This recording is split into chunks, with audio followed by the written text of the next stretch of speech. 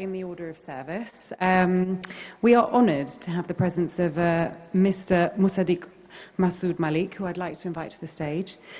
Federal Minister for Climate Change and Environmental Coordination. As an accomplished public policy practitioner, he's previously held key ministerial portfolios in petroleum and energy, and now leads national efforts on climate resilience, environmental sustainability, biodiversity conservation, and international climate cooperation.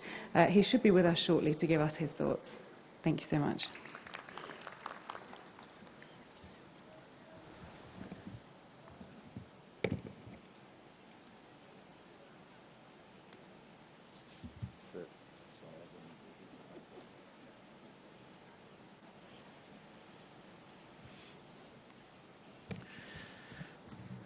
Ladies and gentlemen, thank you very much. Yesterday, I was doing a press talk, and I told the crisis in the life of a man in Pakistan. A man, a farmer, farming for about 7 to 8 generations, got devastated over the past 15 years. His name is Iqbal Solanki. He was a farmer. He got wiped out in the floods of 2010. He barely survived and came back to his farmland and got wiped out again in 2012. He left the farm for a while, tried to put food on the table for his children, and came back to farming once the water went down. And he was hit again in 2022. One flood after the other, his life got devastated. His livestock was washed away, his house was washed away, his children's schools was washed away, his family was displaced. And he finally gave up on farming and probably does some labor work somewhere in Karachi. Generations of farming lost to water. But what I didn't say yesterday is that Iqbal Solanki is not alone in this universe. If you look at the Bangladeshi farmers who wait for the water to flow, and if the water doesn't flow, then the fisherman starves and the farmer cannot farm. Same story. In Sahil, at Sahil, a woman walks about 4 miles one way to get 1 bucket of water every day. And she is to walk 4 miles because the river that flew next to her village has pulled back. And has pulled back because someone upstream has stopped the flow of the water. Every day she walks 4 miles to get 1 bucket of water to bring back to her children.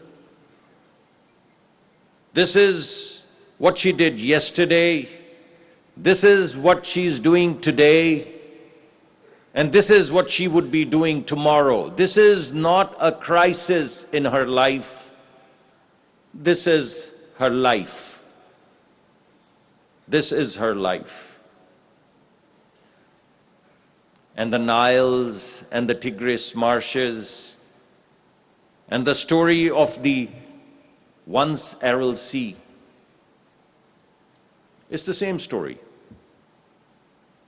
It's the exact same story of Iqbal Solanki. So not only is it the story of 120 million people in Pakistan who depend upon the farmlands, but it's a global story in Africa, in Bangladesh, by the flows of Mekong, everywhere it is the same story.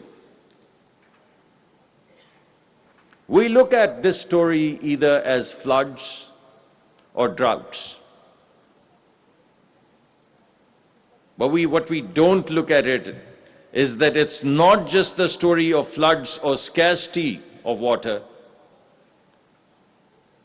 It's the story of water that you do not control. The danger is not just too little water or too much water. The danger is that someone else who is not you controls the tap through which your water is going to flow. My dear friend, Ishaq, my colleague, he just showed you a graph. One day, the water flowing through Marala was 1,500 cusics. Then it became 78,000 cusics. And then it fell down to 1,500 cusics. And not one drop of rain to explain that. So the only thing that explains this phenomenon is that someone else, who is not Iqbal Solanki, has his hand on the tap that controls his water. And who pays? About 50% of our population depends upon agriculture. That's give or take 120 million people. 120 million people's livelihood depend upon this water. About a quarter of our GDP and 100% of our food security depends upon the flow of this water. So, ladies and gentlemen, friends, this is neither a crisis of climate nor a crisis of water. This is a crisis of justice. And that's how we would like the world to see it. Solanki didn't build the dams. Solanki didn't break any treaty. Solanki didn't elect the man who controls the tap. And yet it's Solanki's life that gets devastated. This is the crisis of justice. And it's not just water tragedy. It's not just the water tragedy. I would like you to note that the same neighbor that controls this water flow or claims that it controls the water flows is the third largest polluter of the world, third largest. And let's make it simple. You pollute, greenhouse gases, temperatures rise, glaciers melt, downstream flooding. So the country that has created the furnace, which is burning the skies and burning the glaciers and affecting floods downstream, is the same country that then controls the tap, controls the flow of the water. Now, how just is that? You burn, you flood, and you know what that burning and flooding means for us? 6,000 people dead over the past 15 years. 6,000 people. 6,000 people haven't died in a single war. 19,000 people injured or disabled. And 40 million people displaced. 40 million, 40, larger than most countries in Europe. Displaced for months, for 6 months.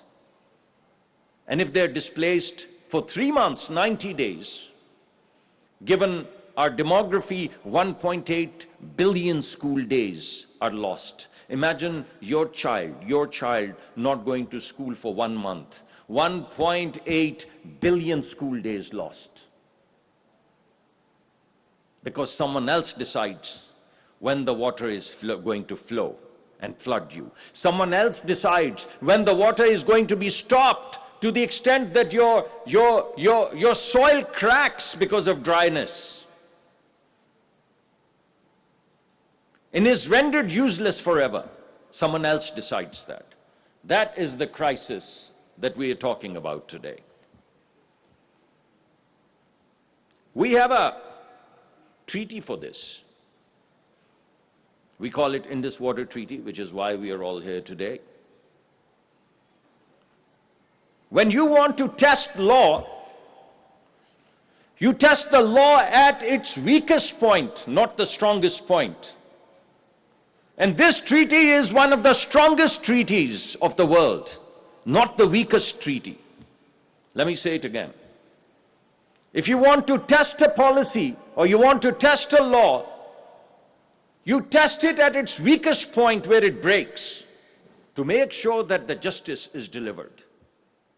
Now here, this is the strongest treaty the world has seen. It has survived 3 wars between 2 nuclear powers.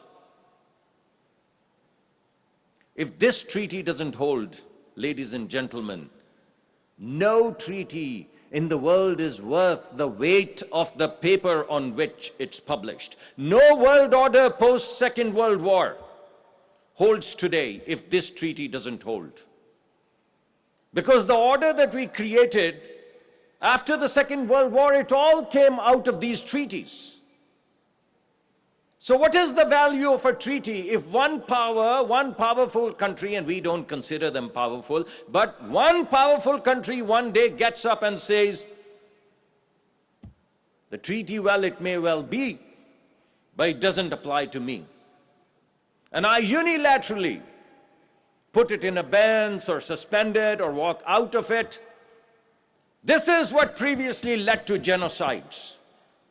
This is why the world came together and weaved itself into these web of treaties.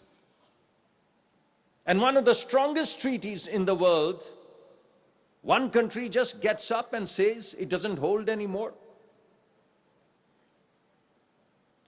I always pronounce it wrong, and I have my very dear friend Amar Bilal Sufi. We go way back to school days. So I'm going to, in his presence, pronounce it wrong. What is it? Pacta sunt servanda? The treaties must hold. So my view is, ladies and gentlemen, it is not that the treaty has been suspended or put in abeyance. It is simply that the treaty has been revealed. And that's all there is to it. The treaty has not been put in abeyance. The treaty has been revealed to the world. Our friends went to the court, we went to the court, and the court upheld their point of view. I mean, there have been court has given mixed judgments. Sometimes they favored us, sometimes they favored our neighboring countries, and everyone said, all right, we'll go with whatever the international courts are saying. Now here the court passed a judgment and put limits on the technical design, on the flow of water, put natural limits and decided this is how it's going to be organized. No one country can unilaterally decide what the design is going to be. No one country is going to decide how they're going to stop the flow of water from one country to another. And guess what? The country got up and said, I don't accept the jurisdiction. I don't accept the jurisdiction? So what is the jurisdiction of international courts of justice? None.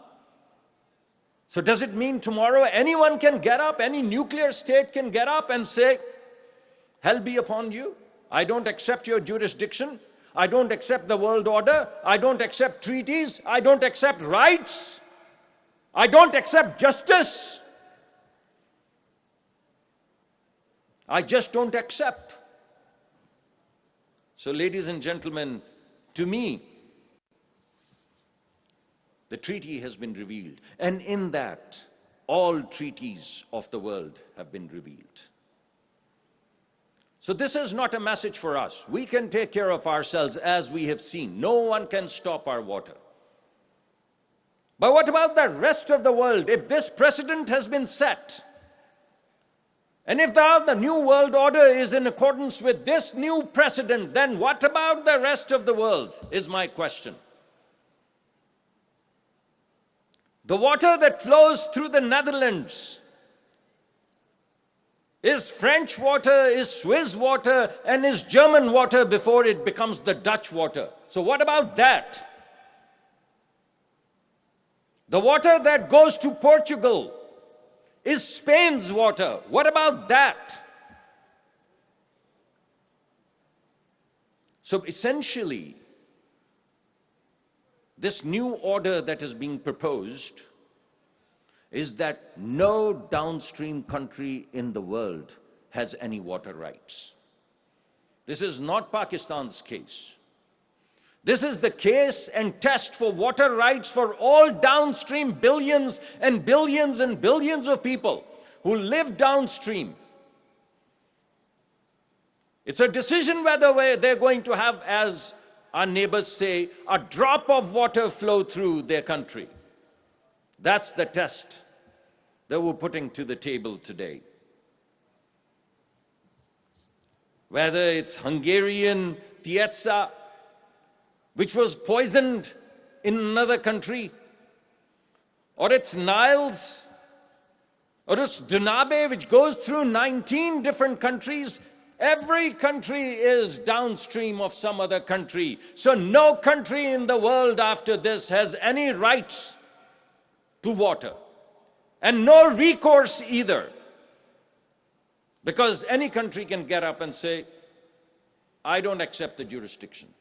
I do not accept the jurisdiction of this court. So this is a question that I put in front of all of you.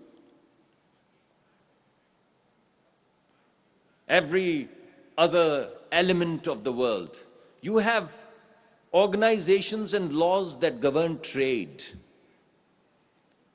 You have organizations and laws that control nuclear proliferation.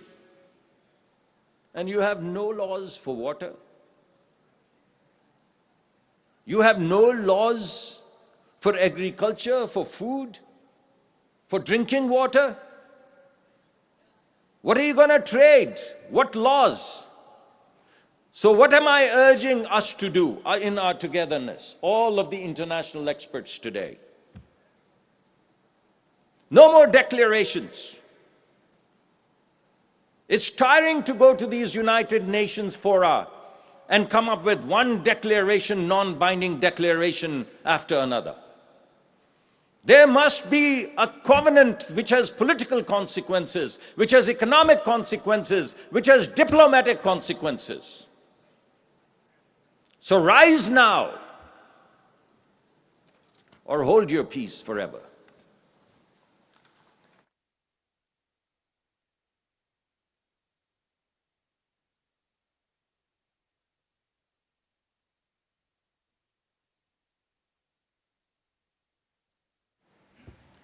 Thank you very much. And thank you, my dear friend Senator Dr. Musadik Malik, for burning the barn and waking us all up with his impassioned remarks, which were titled Treaty Disruption and Human Security.